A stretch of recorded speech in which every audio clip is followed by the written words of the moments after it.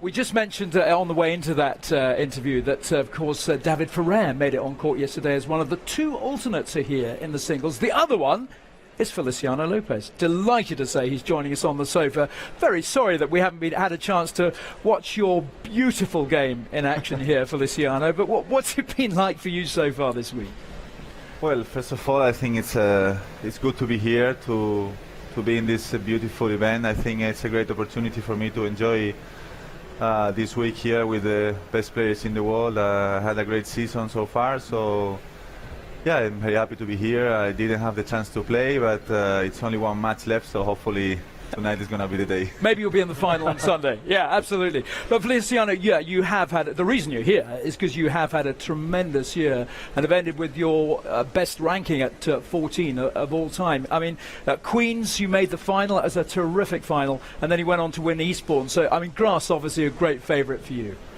Yeah, well, the year was not going very good until the grass season. Then I play almost a month very good, and I realized that I can play at my top level for a long period, which was difficult for me in the past. And then I have a couple more weeks during the summer in Toronto, then Shanghai. So yeah, finally I got to my best year-end ranking, which was great news at 33 years old. Well, I was going to say, you're the same age as Roger Federer. At this age of 33 seems to be a rather good one for tennis players. I don't know. I'm not that good, though. Oh, come on. but I mean, it's very impressive what he's doing. I was watching the match yesterday here a little bit, and yeah, he seems to be in his top shape. It's impressive what he's doing, and yeah, a couple of players over 30, we still doing good. We still healthy and and fit, because the young guys are very strong. So we have to work a lot in order to play against them. Indeed. I must ask these guys, who do you think has the more beautiful one-handed backhand on the tour right now? We can talk about serves with this guy, one of the most lively left-handed. But don't dodge the question, McLagan. I mean, there's a lot of choice. I mean, how do we go past Stan out there is pretty special. He's got the slice, though. Yeah, that's true. I would say Roger, maybe. That's true. Babrinka. There's a lot out there, isn't there? Gasquet. Roger has there's so much variation with the slice and the spins. Yeah. You tend to just slice it, don't you? But what about that left-handed slice serve from the left-hand court, Feliciano? That is your real weapon, isn't it? Well, yeah, one of them. My serve was always my weapon, and yeah, I have to take advantage sometimes of being lefty. And this serve wide, they gave me a lot of options. I can come in, I can stay in the baseline and then take the approach and then come in after the first shot. But yeah, it's definitely one of my best shots. Yeah, serve wide on the advantage side. Yeah, we talked a lot about the surface this week. As a big server, you had success on the grass. Would you like generally the surface to have some quicker surfaces on the tour? Of course. I'm very happy that the grass season has been extended. You wish it was the old days when it was like old grass. I hope it's gonna be longer, but we have one more week next year. But yeah, I agree with Miles. I think we should have quicker courts now. It's so unusual to hear a Spaniard say this, actually, isn't it? Because you're predominantly renowned for being, clay court specialist. But actually, your favourite surface is hard, is it, or is it grass? Grass. It is grass. Yeah. Yeah, I enjoy more playing on grass. Quarterfinalist at Wimbledon as well. Yeah.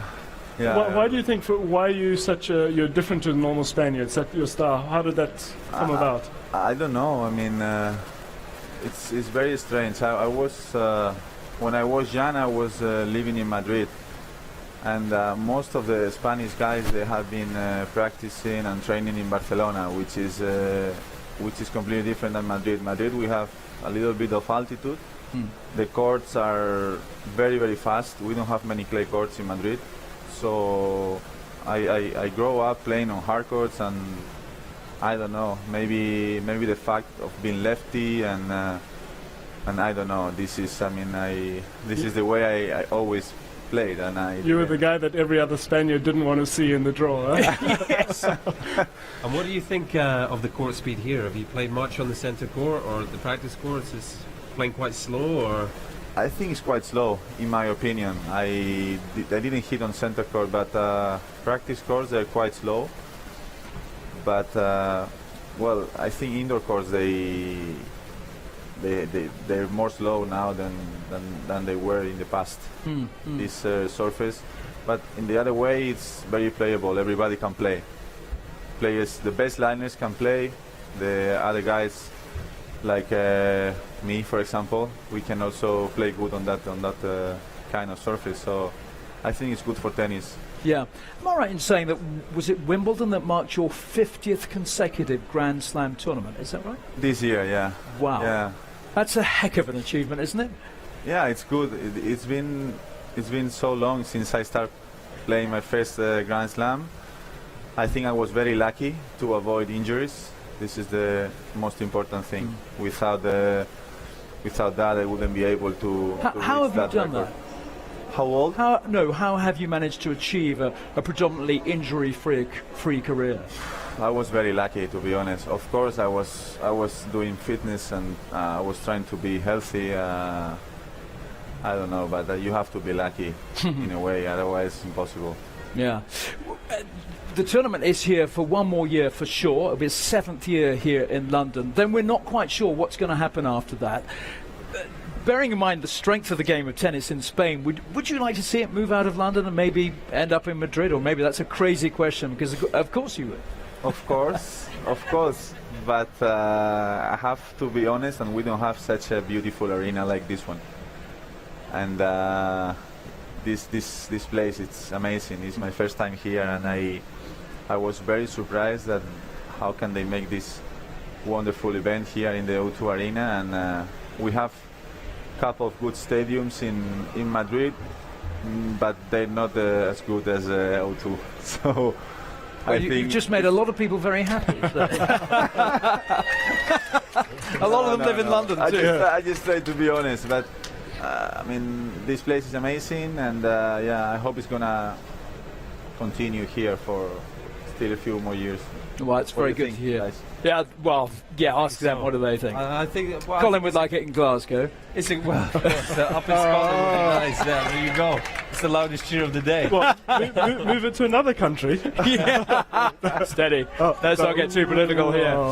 Lovely stuff. Okay, I'd like to we watched your match this year in a lot of your matches in Shanghai. You beat Rafa. How was that in part of your career, beating another great Spaniard? How was that for you?